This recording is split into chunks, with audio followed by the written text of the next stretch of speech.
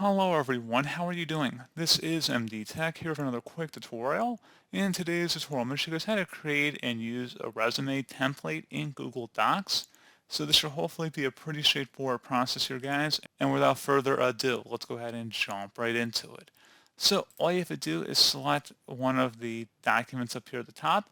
Now, more advanced users can actually upload different resume styles you might find online, and we can go through that in a different tutorial. But there are a couple of generic ones that are included up here at the top when you sign into Google Docs just to get you started.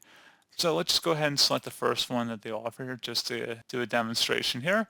So pretty straightforward process on that. You just would type in your information that's applicable and relevant into this page, and you could type in your various experience, skill set, awards, different qualifications, educational attainment, and so forth. And that's pretty much it. So, as always, thank you guys for watching this brief tutorial. I do hope I was able to help you out, and I do look forward to catching you all in the next tutorial. Goodbye.